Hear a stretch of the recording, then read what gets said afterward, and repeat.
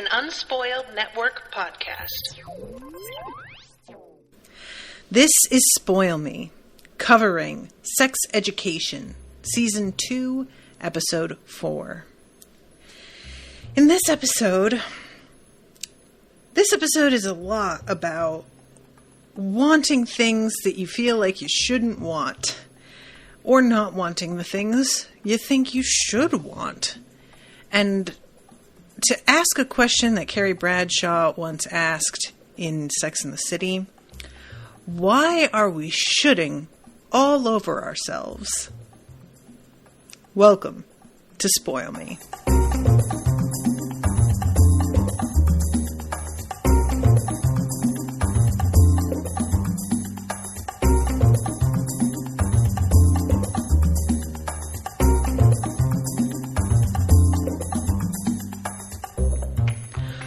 Welcome to the show, everyone. I am Natasha. Thank you very much to Ashleigh for commissioning this episode. Ashleigh is here in the chat. Hey, girl.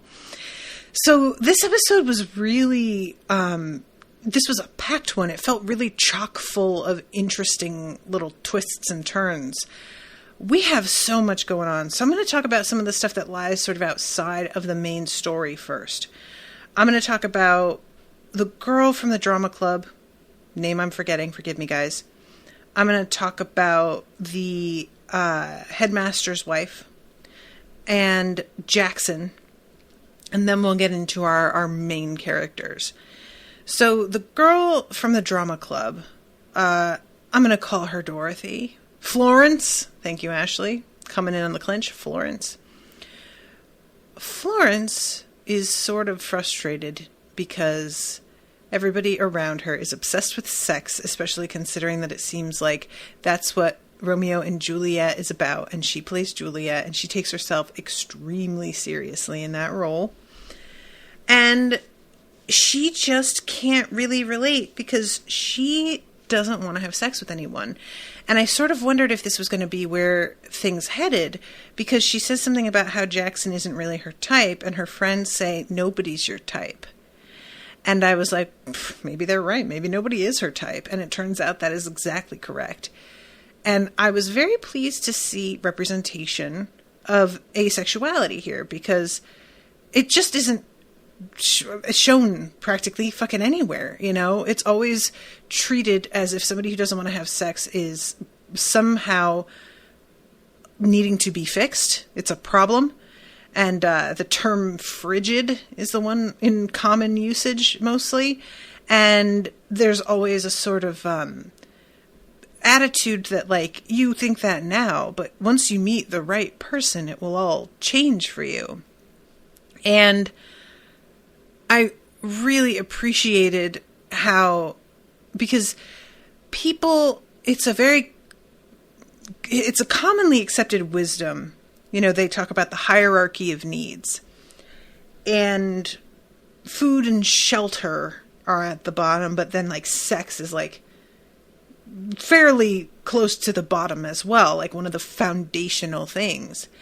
And it's treated as simply fact that that's part of the human experience. And the thing is, like, maybe in terms of the continuation of the species, that's true. But there's no requirement in like on a case-by-case individual basis. We are going to keep having children, and everybody doesn't need to have them. Indeed, it would be better if they didn't. So this is good. This is part of the argument as well for, you know, homosexuality, and the fact that we have people out there who want to take care of children who have been abandoned and are able to pitch in with the raising of or caring for children because they are free of children themselves.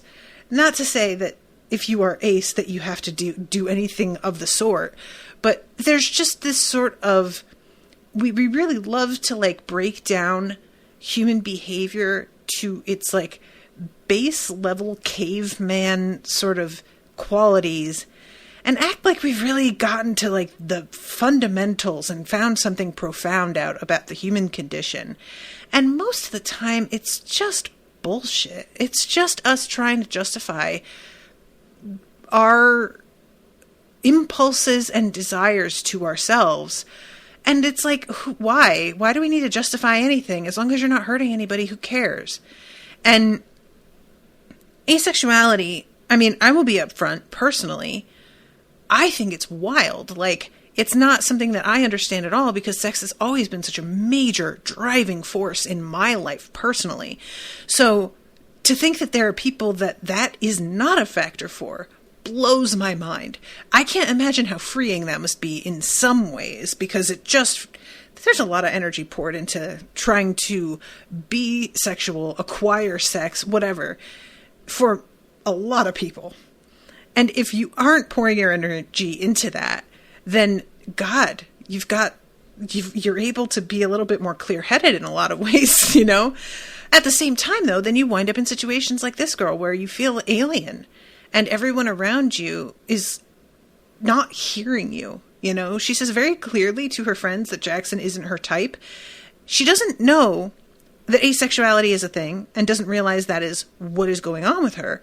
She does say, though, that Jackson isn't her type. That's all. That should be enough. And yet, in a later scene, they're still like, you better jump on him while you get the chance. Apparently, he'll have sex with anyone. They say he'll have sex with anyone, by the way, just because he walks away with his tutor. Which, like, why do you think that's what's happening, guys? There's nothing to, you know? But setting that aside, she's already said she has no interest. So why are you just, like, trying to get her to sleep with him? What is in it for you? Excuse me. I feel like in that sense, it might just be vicarious living. You know, these people who find Jackson really attractive assume that she has the best shot because she's already in a position where she's going to be spending a ton of time with him. They're going to be kissing in rehearsals. And so they're probably just hoping that they can get to live through her a little bit. But it is really weird that they just don't seem to give a shit that she isn't attracted to him and behave as if she never said those words to them. So for me, I really was pleased that the show decided to include this aspect of things, because understandably, they have been very focused on sexually active teens or teens who are interested in sex but nervous about it or whatever. And this is another aspect of it that just doesn't really get that much attention. Whenever somebody is portrayed as not being involved in sex as a teenager, it's usually meant to be shorthand for they're a loser, they're repressed, they're like too shy and they need to get over that. All kinds of things. Or worse still, they suffered some kind of trauma and they are broken. That's definitely, also a thing. And it was really nice to see this is just a person and that is how she is, and it's fine. It's absolutely not a big deal. There are people out there who this just isn't a priority for and they aren't interested. And I found it interesting when Jean asks her, like, what happens in your mind when you think about having sex? And she says, nothing. I don't have any relationship to it. It's like I'm in a room full of food, but I'm just not hungry. So it's not like she's repulsed by it or anything. Although, to be fair, I don't know a lot about asexuality. There may be people who are actively repulsed by the idea of sex versus just being completely indifferent to it. But due to the fact that this is the direction we're in here for her character, I can't help but wonder if that is part of the deal with the headmaster. Sorry, there's a bunch of chat here. Let's see. Ashleigh says, I have to say I got emotional at the point where Jean tells her that she's not broken. It just felt like something someone definitely needed to hear. Yeah.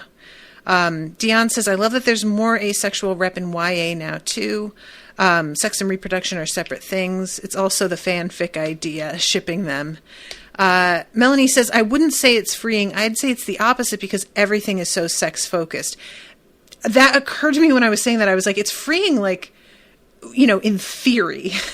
But I don't know if in practice. She says, you can feel broken/isolated because everyone else around you, especially growing up, is experiencing something you just don't. That makes sense. Rowan says, yeah, sex-repulsed ace is a thing, but it's not everyone. Melanie says, what could be freeing is finding out that you aren't alone in this. How you are/feel is a thing others are/feel. Labels aren't everything, but sometimes knowing the label asexual exists can help. That makes such sense. It's just really knowing that there's like not just, oh, I'm not alone in just that I like, because when I say I'm not alone, just saying, oh, there's other people out there who are also like fucked up in the particular fucked up way I am. And I'm talking about this in the context of my therapy, not in terms of asexuality. I'm not trying to imply that that's fucked up, but I'm talking about me with like my therapy and being fucked up in the head sometimes about certain things. When I found out about obsessive compulsive personality disorder, as somebody who has always felt like I am viciously judgmental in my head, in a way that it has grown apparent to me over the years, not everybody is, I really felt like there's something just wrong with me. Oh my God, why am I like so much meaner and harder to please and even mean to myself in a way other people don't seem to be?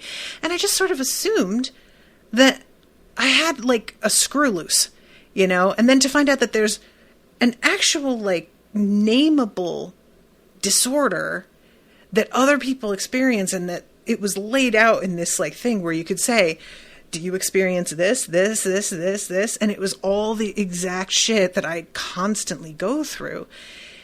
There is a huge weight lifted off your mind at just the knowledge that there is somebody out there who has put together a category. There's something comforting about knowing a category is there that you can identify with, because it's a sort of shorthand, it's a shorthand for you, not necessarily for others, because God knows we all have to like explain ourselves all the time. But I feel like there's a whole song in Crazy Ex-Girlfriend called My Diagnosis. And it's just her singing about how much she's looking forward to finding out exactly what her issue is. Because now, if she knows, she can begin to address it and live her life in a way that is specific to that thing. But because she doesn't know yet, she just feels kind of adrift. And I could definitely understand if you are somebody who is asexual and you have lived in a world where that hasn't been a thing that's talked about.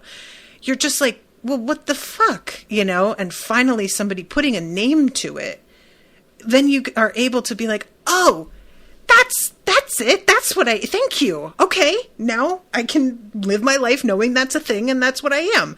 It's not like people talk about how, we don't need labels. And it's like, I mean, I get that in theory. And once you get to know people, you don't. But for your own peace of mind, in approaching your own life, it can be really helpful to have a label to just get things started and rolling so that you understand why you have the response you do to things, It's just, yeah, that makes a ton of sense. Rowan says, my diagnosis is one of my fave CGS, Crazy Ex-Girlfriend songs. Yes. Same. It was just very relatable. And like I said, when I finally I had I can't remember what triggered it, but I think it was I had a panic attack in my sleep, and I woke up absolutely out of breath, adrenaline rush, freaking out. And I began to look into panic attacks in your sleep because I didn't even know that could happen.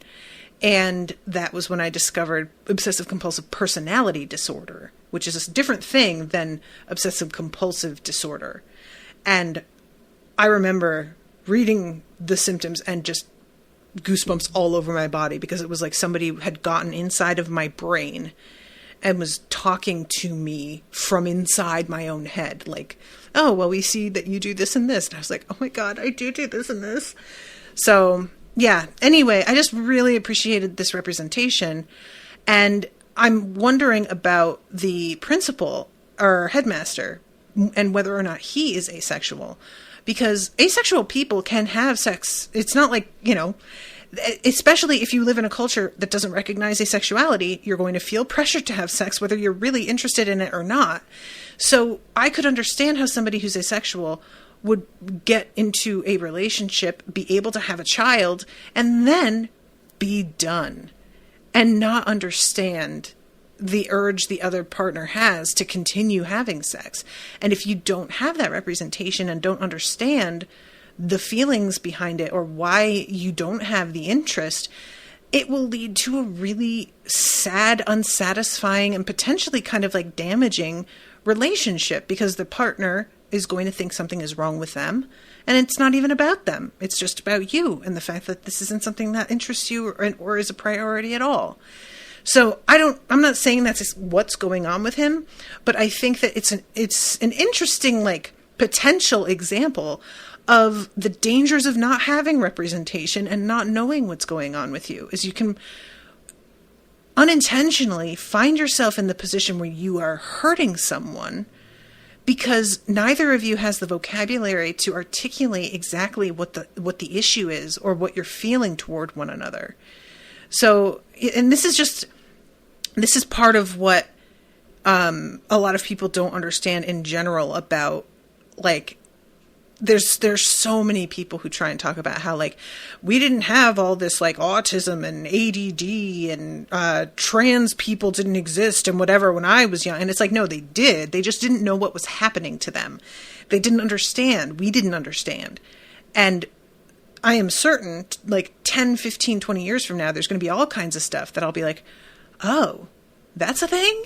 And it will be something that I recognize from people around me that I didn't know was a thing. And we have just begun to start, like, figuring it out. But that's what's so, like, sad in a way about progressing on these things, is that looking back, you realize how many people suffered and were stigmatized over things that weren't actually a fault. They were simply a feature of who this person is. But we treated them as if they were at fault because they didn't fit into a very narrow idea of what a human being should be like. And it's just really upsetting to, like, think back to the number of people throughout history who have probably tortured themselves even beyond just what society would do to them, wondering why they were the way they were. And in some ways, if that's what's going on with the headmaster, I'm going to have some sympathy for him in that, because how can you, he's so stubborn and, like, set in his ways and immovable that if anybody were to try and tell him that's what was going on with him, if it is, I just don't think he'd even hear it. And he would only be hurting himself. Well, no, he'd be hurting his wife too at this point. So yeah, speaking about her, she goes to see Jean again and confesses that she hasn't been touched by her husband properly, as she puts it, in over 6 years, which is a long fucking time. Maureen, thank you, Ashleigh. And Maureen, this is one of those, I think I talked about this on another, I'm trying to remember what other show I talked about this on, but I mentioned how there was this whole, like, trend in the 90s to frame marriage as the time when sexual desire dies and the husband wants to have sex and the wife never does, and eventually they just stop having sex because the wife doesn't want to bother anymore. And it's really weird to me because I, having gotten older and, you know, talking to a lot of friends in relationships that are long-term, have only ever seen the opposite. It's very rarely a guy who wants to have sex and the woman doesn't want to. All I ever see are women who want to have sex and their male partners being mostly uninterested. This may be in part due to the advent of online porn, because in a lot of cases, I think that is, and don't get me wrong, I'm not, like, trying to demonize porn. Porn's great. I'm all about porn. But I think that easy access to porn has made a lot of men really lazy. And so they are able to just like have an orgasm by themselves really easily. And they don't see the point in putting in effort with a partner that they also have to please when they are able to satisfy themselves. And that's all they really care about. And it's just wild to me to think about how women have been portrayed as the ones who are withholding of sex, when a lot of the women I know are the ones who are like wondering what the hell is up with their partner because they don't want to have sex anymore the way that they did. And personally, that was like what led to my divorce with Brendan. We had sex like twice in the later 2 years of our relationship. And it was just really difficult to like get him interested, and it made me feel really bad about myself. There was a lot of baggage surrounding it, but that was definitely my experience. Was I was the one who wanted sex and he just didn't really seem to care. And Maureen is obviously, she is feeling a way about herself. And I mean, I don't want to say that somebody's attractiveness is necessarily a factor that should be considered as serious, because I feel like that can turn into a sort of a victim blaming thing where it's like, well, maybe if you looked a little bit better. However, I do want to just say Maureen is really attractive, and I'm sure that she's feeling bad about herself, but I'm also sure that there are a lot of men out there who would be like, what's up, Maureen? You know? So the headmaster, like, she has this moment at the end of the episode where she wears this like silk nightie and comes out and asks him if he wants to come to bed, and puts on the lipstick that Jean gave her. And he laughs at her. It's not just that he rejects her. He laughs at her and says, we're not 23 anymore. You may as well go and take that thing off. It's the worst. It was heart-wrenching. Oh my God. Her acting, she goes back around the corner and like just clutches her stomach. And that felt so right to me, because having been on the receiving end of that kind of rejection from somebody that you are with, like this is how it felt for me with Brendan. You feel sick. You feel like you want to throw up. It's so hurtful. And it feels like you are trapped in it because you are married to the person. And I mean, if they don't want you, now what? Like, what are you supposed to do? And the answer for me was have an online affair and then leave them. I don't know if Maureen is going to do that. I kind of wish she would, to be honest, because it's, you know, and like, if he is ace, setting that aside, that is no way to treat a person. You know, it's just that does not excuse how completely cold he is about this. It's just cutting in a way that truly you haven't really seen a lot about how he treats his wife so far, you know, and I have expressed curiosity about her because I would only see him ever talking to Adam. It was never like, the only time she's ever spoken to Adam was to congratulate him about winning a prize that he cheated to get. So I was just sort of like, what is the deal with this woman anyway? And now that we're beginning to find out, truly this headmaster, I just want somebody to like take him out. Somebody to just get a sniper and just take him out, because it feels like the whole world would be better if he weren't there. He just doesn't really bring anything of value to anybody's lives. You know, it just doesn't feel like he's any good to anybody, and he doesn't have any interest in improving himself. And there are people that I think the world would be better without. I genuinely do think that about some people. And that's not to say that they wouldn't be, like, they don't have the potential to be better, but you have to want to be better. And if someone doesn't show any interest in becoming better, well then bye. I don't see the need, you know? What good are you? So, in summary, I hope he drops dead. And that's where I stand on him. Rowan says, I get bored with sex very quickly in relationships. It's great adult first. I think it's great at first. But after a few months, it starts to feel like a lot of work. Oh yeah, great at first. Then I start to feel pressured, and that just makes it worse. Huh, that's interesting. Auntie says, hard same. I always feel guilty about it, but at the same time, it really does feel like a chore. Yeah, and that's the thing I think that can be difficult is that I think this is often the case with women versus men, and I don't love making that kind of like sweeping, broad, gendered statement, but based on what I have seen, I'm just going to talk from my experience. I feel like a lot of women enjoy the feeling of being really pursued. And I know that is true for me. And once somebody is in a relationship and they are seen as just like a foregone conclusion that like, well, if we don't have sex tonight, you'll still be here tomorrow. I could have sex with you tomorrow. I don't have to tonight. There's a sort of loss of urgency there and a loss of like the excitement of that chase. And I know that for me, the feeling of being pursued makes me feel sexier, which I have found like feeling attractive is a major factor for me in being aroused at all.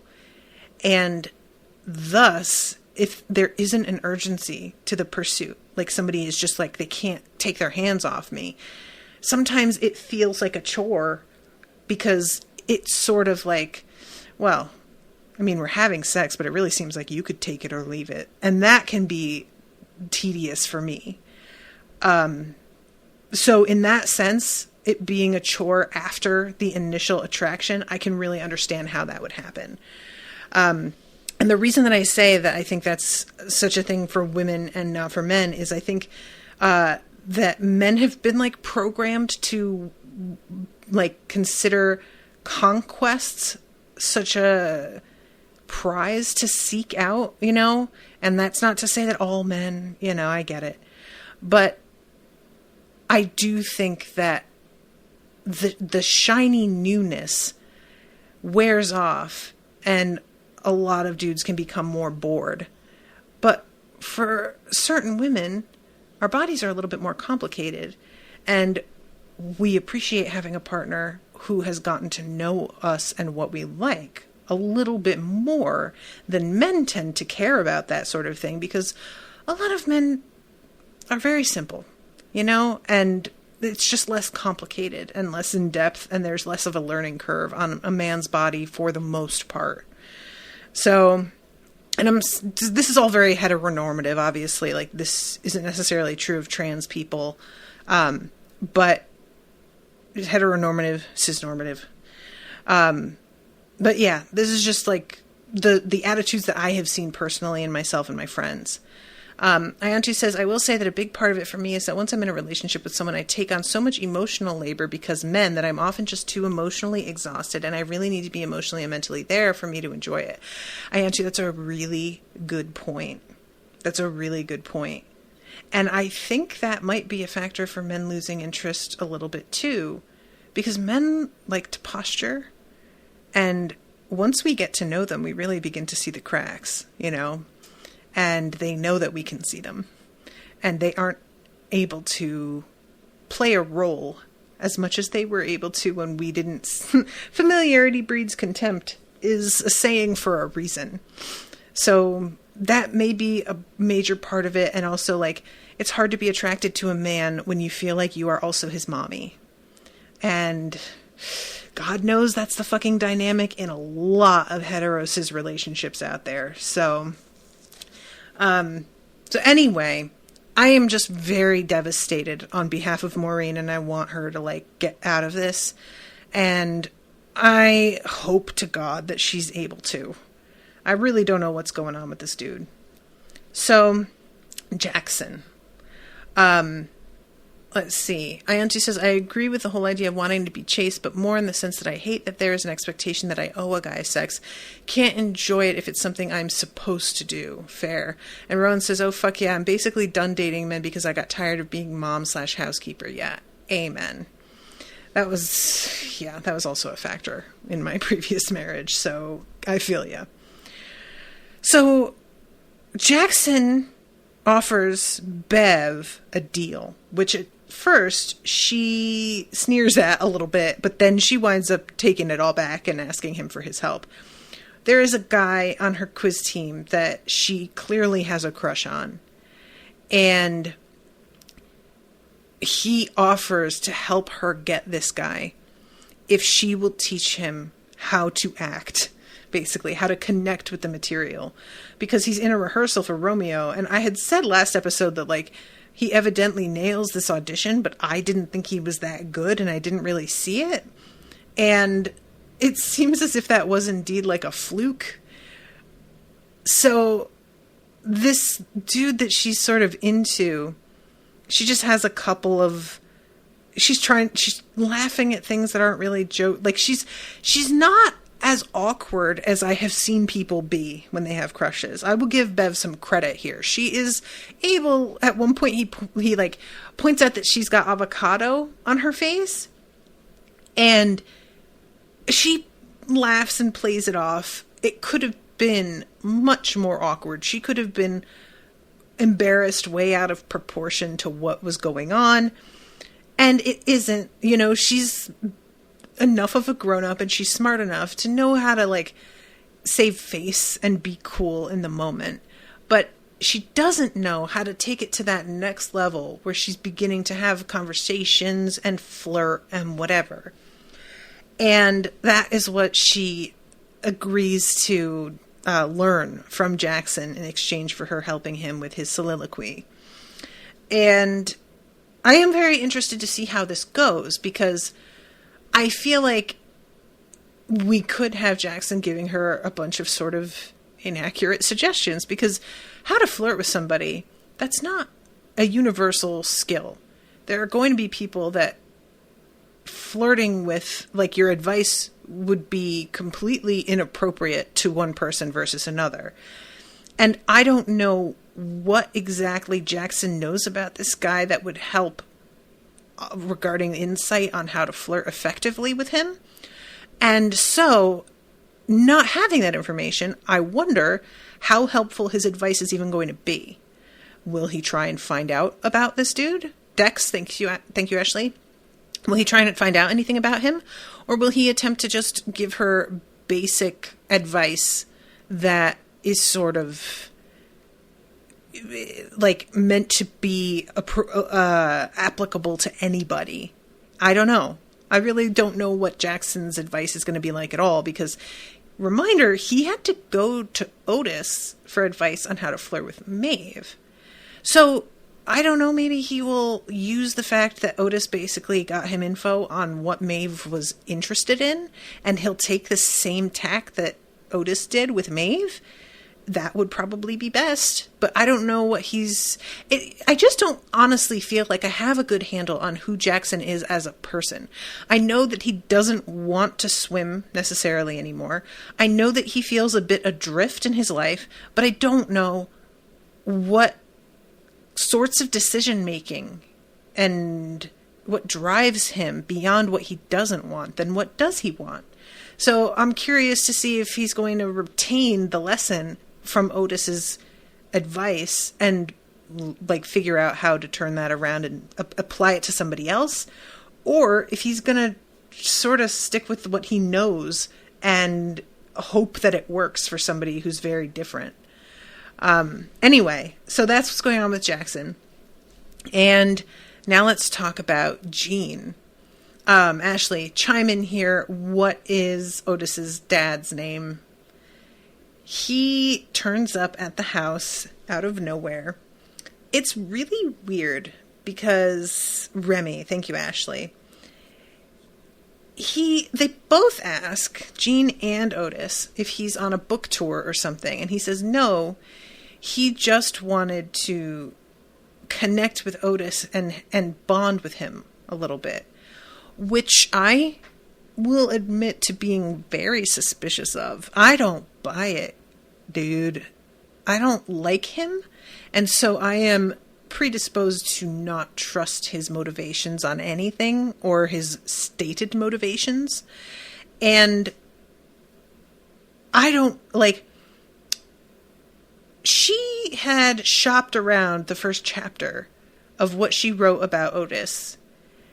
She hasn't acted on it yet. which we're 4 episodes into this season, and that's pretty interesting to me that she hasn't done anything. She's continued writing, evidently, based on the stack that he's got in his hand once he is talking to her about it later. But I can't help but wonder if he got wind of this somehow and is here because he heard that she was working on something. And if he is trying to horn in on her success, because he was getting in contact at the first time that we ever meet him. He is calling Jean to get her to sign a batch of books. So he obviously is utilizing her name for his own ends somehow. They maybe co-wrote a book together. I don't know if we even know that yet or what. But I wouldn't be surprised if that is part of his agenda with bonding with Otis, is if he's trying to get some insight into Otis's experience to either go write his own thing, maybe talk to Jean and be like, well, he told me some stuff that maybe you don't know about. If you're interested, we could co-write this, like, I just feel like it's not an accident that he is here when she's in the midst of, she's on the cusp of blowing up here with this book that she's not even sure she wants published. And I wouldn't trust him alone with that manuscript for a second. I would definitely see him being the type that would fucking send that shit off to somebody. And it's easier to ask forgiveness than permission. And it's harder to turn down the cold, hard money that they might offer upon receipt of a finished book. You can turn down the theory of an offer. But what if they try to hand her a check for $180,000? Like, how do you turn that down? And he could just stand by and sort of be like, you wanted to publish it and you were just afraid to do it. Otis will forgive you. Like, he just seems like that kind of guy. It's very clear he does not give a shit about the people around him. He cheated on his wife in a way that his son was easily able to witness. And then when his wife confronted him, he behaved as if she was overreacting, which is just really fucking classic. And he still doesn't really seem that sorry about it. And then is like trying to seduce Jean, even though he just had dinner with her and her boyfriend, and seems completely unfazed by that. He's just a bad person. So I think all of this is going to be very, very bad for Jean's relationship with Otis. And I think it's going to be like one of those things where Otis is going to blame her initially, and then it's finally going to come out eventually that it was his dad that did this. And because Otis is this is one of those things. Otis likes his dad too much. And I know that that's like a fucked up thing to say, but there it is. Otis clearly doesn't see his father's faults the way that we do as viewers, or the way I would assert that his mother wishes he did. I think that she has done her best to not talk shit about her husband to Otis, because I think that's a rule a lot of parents have when they split from a partner. You go one of two ways. You either talk smack about them to your kids all the time in the hopes of getting your kid on your side, or you do your best to allow your kid to make their own choice and refrain from any shit talking at all. And guys, I gotta be honest, I don't know that I could let my kid make their own choice. If my husband cheated on me and then sort of gaslit me about how important that even was, I don't think that I could resist being like, your dad's a piece of trash. He betrayed us and abandoned us, and he is a money-grubbing, fame-seeking, selfish sociopath. I think I would probably do that. Just full disclosure. So let's talk about the whole scene where they have dinner together, because this is sort of interesting to me. First of all, Jakob got a haircut. What's up, Jakob? Is it just me, or does he look fine as hell this episode? I mean, I don't remember if he had this haircut in the last one. I didn't notice it. This man is so sexy. God damn. And the start of the episode is Jean in bed, and he's laying there snoring really loudly. It's clear that she is feeling a bit of a way about the fact that he woke her up with his snoring. Later on, they're in the kitchen, and he's got his crap all over the table and is making a smoothie really loudly first thing in the morning. And it's very obvious that all of this is just sort of grating on her nerves a little bit. And I can identify with this. I like things the way that I like them.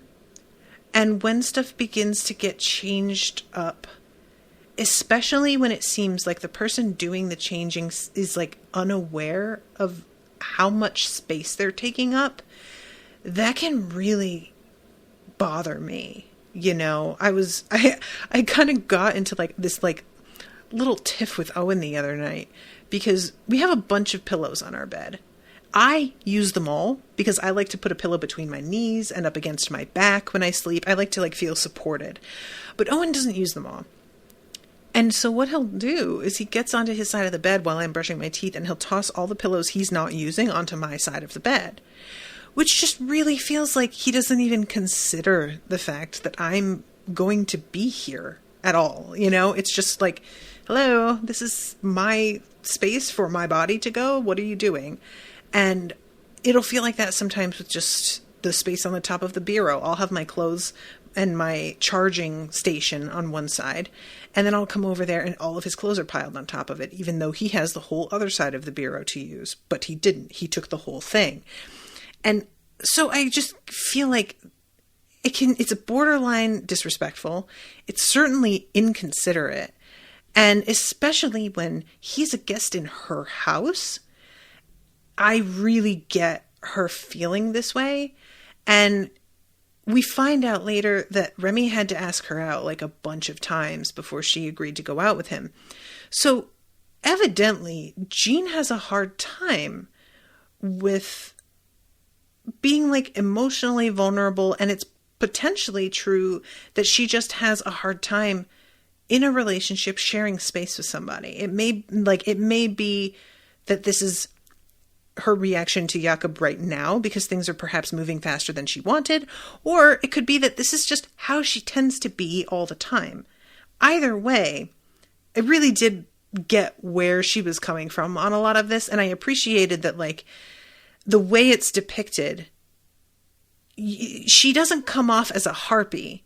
It's done well enough, I think, that you see both the fact that she has a right to be a little bit irritated, and you can understand him feeling like, okay, God, like she's maybe being a little bit hard on him. She's not trying to be hard on him. She's really, I think, trying to be diplomatic. But her body language and the tone of voice when she tells him to take things home with him, it makes it really clear that she's annoyed. And he's trying to work with her on that and respect what she's saying. He doesn't argue with her, you know, but there is a sense of disappointment to him, I think, where you get the feeling he was hoping that she would enjoy the closeness and the intermingling of their lives a little bit more. And instead, she's pulling back and putting up a bit of a wall. And he thought they were past this more than they apparently are, you know? So when they have dinner with Remy later, first of all, she introduces Jakob and is like, Jakob is and he says, boyfriend. And then she turns to Remy and says, Remy is and she pauses and he says, ex-husband. And it's weird because, like, with Jakob, you could be like, okay, well, she didn't want to say it unless he said it. Or maybe she doesn't want it to be true. I don't know, either way. But with Remy, that's just like a factual thing. That's her ex-husband. So it is kind of weird that she paused and let him finish that. And she says at dinner, she's clearly had a little bit too much to drink. And she didn't even want him to stay for dinner. Jakob was the one who invited him, despite clearly sensing that she didn't want him to stay. So I was like a little bit annoyed with him on this one, where what exactly are you trying to accomplish, Jakob, by having dinner with this guy? Is it just that you're trying to like mark your territory here and make it clear she's spoken for, and by doing so you display that with your relationship in front of him? I'm putting something in the way of the sun here, guys, because it's bouncing off my desktop right into my face. But either way, I just didn't love that he like invites Remy on both of their behalf when she's clearly not excited to see this guy. And then at dinner, Remy asks, because she says, Jakob was doing some work on my house, and Remy says, oh, so you're an architect? And he says, no, I'm a plumber. Obviously meant to be like, we are meant to feel like this is a shameful admission. Not even that he thinks it's shameful, but that we know Remy is going to see it as an admission that lowers his status and makes him less of a catch. And indeed, Remy's response is like, that's an honorable line of work, which is just the most horseshit. Like, just don't, dude, shut up. And what she does, Jean replies with, he owns his own company, which, while technically, I guess true, is an overstatement because she's self-conscious about the fact that he is a plumber. So he seems to take that as a bit of an insult, like her sort of putting a spin on what he does is her tacitly admitting she's a little ashamed, I think is how he's taking it, which I can understand. And this is when he says that he's going to leave and let the two of them catch up about Otis. And I thought he was just going to leave and be sort of huffy. But they have like a pretty long kiss before he leaves. And I was like, okay, maybe everything is fine. But then they go into her office. He reads a bunch of her work and tells her how great it is. Heaps praise on her, says she's changed. She says he hasn't. And then they kiss. And she leaps on him. And it's only Otis coming home all of a sudden that stops her from fucking Remy in her office at that moment. Like, I was so distraught. I'm so glad Otis came home. But at the same time, Jean, holy shit, you were about to fuck this asshole? What are you thinking? It's just, I think he was giving her, like, the validation she was looking for so long, and it just gave her a sort of high, you know? Which, unfortunately, that can fucking happen when you want somebody's approval and it just feels like you haven't gotten it, or their respect, or whatever. Ayantu says, honestly, someone being inconsiderate is one of those things that really makes me question my whole relationship with them, so I get it. Yeah, and like, it's something that I am beginning to realize a lot of it comes from, because he recently got diagnosed with ADD, and I just really think that he puts things down without even thinking about the fact that he's putting it somewhere. He's just getting it out of his way. So I genuinely I think that he, more than it being inconsiderate, it's just thoughtless. Like, there's no thought put into it because his mind is completely somewhere else while he does it. Which, like, yeah, I've seen it many times where he'll literally start, I think he put like a container of like half and half in the cupboard one time, that kind of thing, you know? Ashleigh says, yeah, I can't be too mad at Jean setting boundaries, given that clearly her ex has never respected her boundaries, such as in this episode when he lets himself into her house. That's a good point, Ashleigh. I didn't even think about the fact that he just walks in, because he says she keeps the key in the same place she always did, or something like that. So that's a good point too. But yeah, I was just really disappointed that she was so ready to fuck him. And I will attribute a good portion of that to the fact that she's been drinking too much, but you can't, like, that's not an excuse. It softens your inhibitions, but it doesn't make you do shit you wouldn't otherwise do, usually. Unless you're, like, wasted, and then that's a whole other situation. So that's what's going on with them, and I am not excited about seeing what happens with Remy around. Ew. So now let's go to Otis and what's going on with him and Maeve and Ola. Ugh, guys, I hate this so much. So, I said last episode about how I don't know that Maeve should tell Otis because I feel like this isn't the time. And indeed, Otis feels the same way. Maeve finally tells him that she feels like she messes up everything because she goes to the quiz team heat and she gets a lot of questions right, but she's not a team player. And they do win, but it feels like she's trying to run the show a little bit and she's not conferring with them about answers. It makes total sense, though, because when you are a person who has grown up without people you can rely on, you don't have a team, and you think that you need to be completely self-reliant, and you don't feel like you can trust other people. And it just is so understandable that she isn't a team player. It's just, why would you be when your team constantly fucks up and lets you down? And her mother, this episode, it's an interesting thing where her mother goes on a job interview and asks her to watch her baby sister, half-sister. She hands Kid off to Otis so that she can get to the quiz thing. Barely makes it on time, which they are already sort of predisposed to be irritated at her about because they nearly get disqualified over it. And then sort of tries to run the show, and they nearly lose because of a mistake she made. They win, but it's sort of an accident.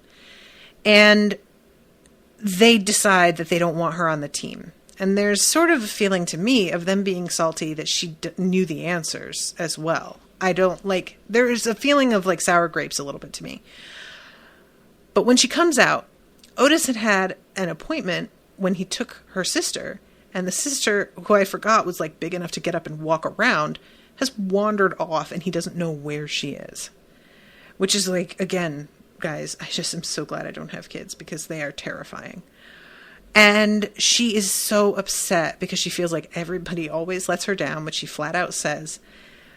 They eventually find her sister, and this is when she confesses that she got kicked out of Quizzo because she ruins everything, and then says she messed it up with Otis, and confesses to him that she feels something still, and she thought that he did too, but then he met Ola, and he straight up is like, "Why are you telling me this now?" and is really upset because he and Ola are planning on having sex for the first time that evening.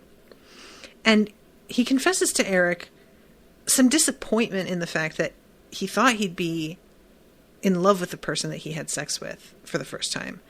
And he isn't. He really likes her, but it's not there for him. And yet he feels such pressure. And it is so heartbreaking because this is just something that, for me, it was just a completely mutual thing. I couldn't wait. He couldn't either. We were just very into each other and it was fine. I can't imagine what it's like to just have to make yourself. And I wish that he didn't feel he had to. And Ola constantly reassures him he doesn't have to. She isn't pressuring him, really. She keeps saying, if you're not ready, but he is in denial about whether he's ready or not. He's not being honest with himself. So what is Ola supposed to do? So he leaves this conversation with Maeve and is obviously upset and confused and distracted. And when he meets up with Ola, she's in the midst of undressing him, and he gets a text, and he actually picks up his phone, which, when she stops and says, "Are you kidding me?" I felt for her. I have been here. I have been here with a guy who was so unengaged that he had checked his phone, and it is devastating to feel like they can't even set that aside for, the half hour that you're together. And I really appreciated the whole vibe that she brought when she said, "Are you kidding me?" Because I was just like, girl, you are right to be upset right now. This is a big moment. And he can't even be present. Something's up. And she asks who the text was from, and he lies and says that it was from his mom. But she figures out that it's Maeve. and wants to know if there's something going on between the two of them. And he instinctively says yes, but then like backpedals, and she tells him to get lost. She is right to do so. And at the end of the episode, she tells him that she doesn't want him to see Maeve anymore. And this is the kind of thing that happens a lot in high school relationships especially. But you see it in adult relationships too. And it's always a sign that the relationship should end. In my opinion, if you can't trust your partner to be around a certain person, you shouldn't be with your partner. It's as simple as that.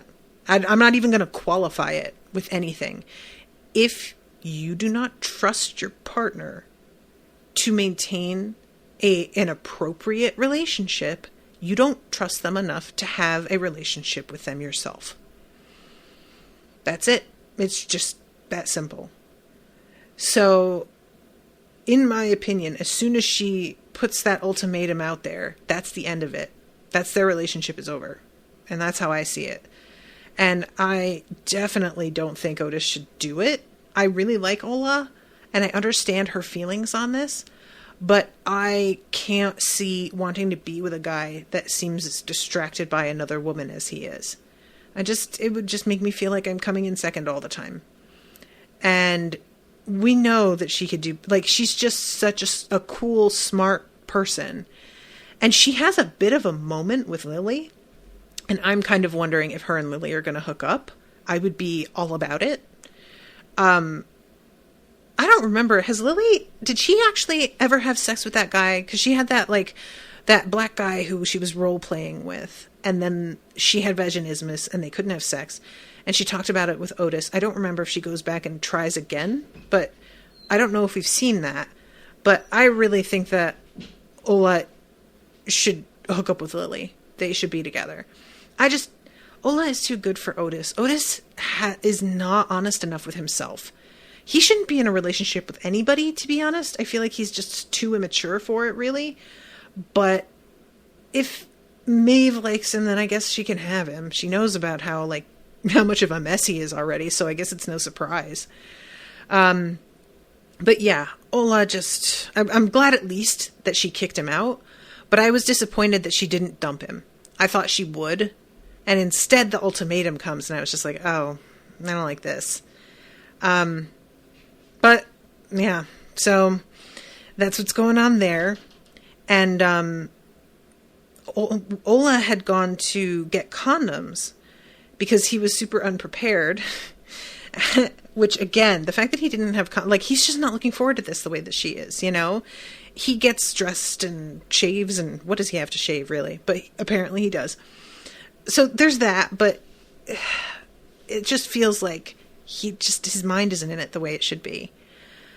So yeah, that's what's going on there. And then we have Eric and Adam reconnecting. And guys, remind me, is his name Rashid? What's the name of the guy that Eric has been seeing from school? Eric is, it's sort of interesting. Rahim. Thank you, Ashleigh. Rahim comes downstairs and asks if he finished that Neruda book when he meets up with him in the morning before school. And Eric I am assuming, is lying. I think maybe he read a little, but he's behaving as if he finished, and I don't think he came anywhere close. And there's just a sense of he likes Rahim and wants to be into the things that Rahim is into, but isn't. And there is just this sort of connection that he has with Adam that he doesn't have with Rahim. So later on, Rahim asks him to be his boyfriend, and he sees that Eric isn't immediately jumping on it and tells him to think about it. He isn't super offended, which I was a little worried he would be. He isn't, but nevertheless, it's clear that Eric isn't as excited about this as Rahim would maybe like him to be. And Adam, meanwhile, finally gets up the nerve to go to his house, Eric's house, in the middle of the night and throw stones at his window until he comes outside. And they go to this like basically a garbage dump. Like, I don't know what this place is, but he has a baseball bat and they break pottery and glass with a baseball bat, like for the duration of the evening, which probably is so cathartic. That honestly sounds like fun. As somebody who is constantly filled with a simmering rage, that sounds great to me. And it's clear this works for Eric too. Like, Eric just has a moment of delight after the first one, and then there's a montage of them doing this for hours and really enjoying themselves. And eventually they go back and he stops to drop off Adam, and Adam kisses him again. And I was really moved at the fact that Adam is like pursuing this at all, because I wasn't sure if he would or if he'd just pretend it never happened. Eric has to sort of goad him into it, because they are talking right before he runs into Rahim. And he says, we need to talk about what happened between us. And Adam tries to say, I don't know what you mean. And Eric's like, yeah, you do. Thank you, Eric. Appreciate you. And then later, Ola says something to Adam about how Eric is dating this kid and they are so cute together, because she just has no idea that there's anything between them. And I think maybe that's what motivated Adam, is like hearing that Eric might actually get seriously involved with somebody else. And he's on a time crunch a little bit here, you know? So I'm very interested to see how that progresses, because I see that Eric and Adam have more of a connection in personality than he has with Rahim, despite being very attracted to Rahim. I mean, personally, I think Adam is hotter, but that's also because I have a thing for guys who have anger issues a lot of the time too. So that's that. But I think as a person, I would probably connect with Rahim more, because Pablo Neruda is like amazing. So anyway, so yeah, everybody's sort of like left having to make a choice. We've got Jean and her ex and Jakob. We've got Otis and Maeve and Ola. We've got Eric and Adam and Rahim. And kind of we've got Ola and Otis and Lily, even though I don't think Ola is aware that that's where she's at the moment. And we've got Maureen and her shitty husband and nobody, which nobody is still better.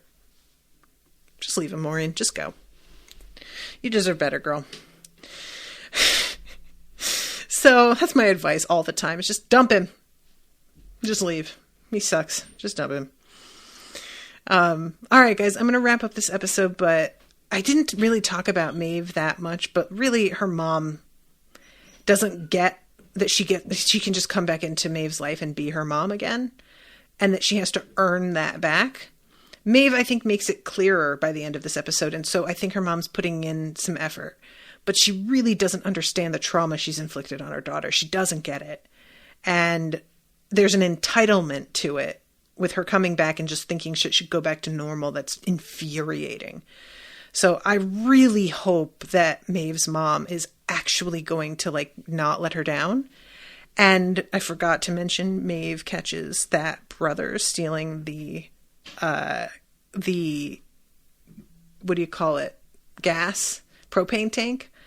But because the brother in the wheelchair plays up a sympathy card, she gets sort of like shamed for the fact that she was stopping somebody from a theft.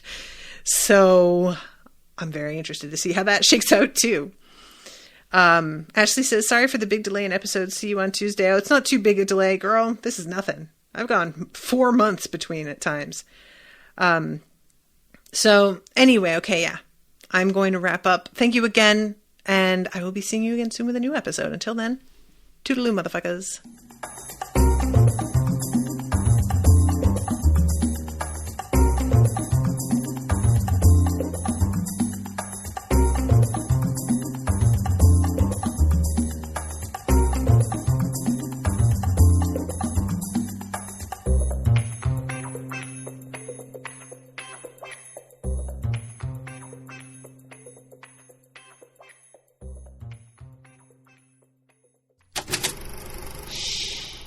was an Unspoiled Network podcast.